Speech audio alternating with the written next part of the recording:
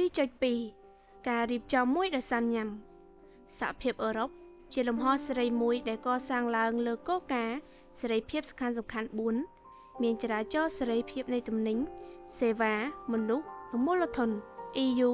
មានស្ថាប័នធំៗចាំបាច់3សម្រាប់ដឹកនាំដែលត្រូវបានបង្កើតឡើងដោយមានការចូលរួមពីប្រទេសសមាជិកទាំងអស់ជារៀងរាល់ឆ្នាំក្រុមប្រឹក្សាអឺរ៉ុបបានកោះប្រជុំប្រមុខរដ្ឋឬរដ្ឋាភិបាលចំនួន15ប្រទេសប៉ុន្តែសេចក្តីសម្រេចសំខាន់ៗប្រព្រឹត្តទៅដោយក្រុមប្រឹក្សារដ្ឋមន្ត្រី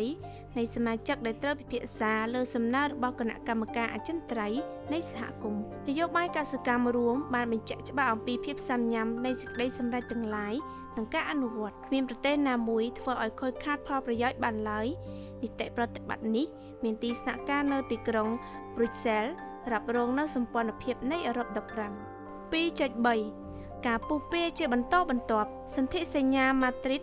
បានកំណត់ពលរដ្ឋសហភាពអឺរ៉ុបតាមរយៈសិទ្ធិនានាគឺសិទ្ធិស្នាក់នៅ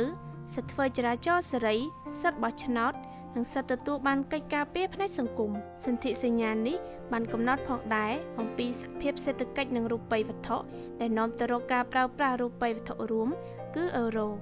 ក្នុងបណ្ដាបញ្ហាចោទបញ្ហាសំខាន់អធិបតេយ្យភាពនៃរដ្ឋប្រទេសប៉ូឡូញហុងគ្រីសាធារណរដ្ឋឆែកនិងប្រទេសស្លូវេនីបានសុំចូលរួមក្នុងសហភាព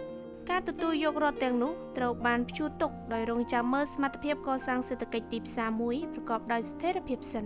ឆ្នាំ2004អតីតរដ្ឋប្រជាមានិតទាំងនោះត្រូវបានទទួលឲ្យចូលជាសមាជិកនៃ EU មហាអឺរ៉ុបតែងតែនឹកគិតជានិច្ចពីអនាគតរបស់ខ្លួននិងសមាជិកមួយចំនួនទៀតក្នុងការសហការគ្នាដោះស្រាយបញ្ហា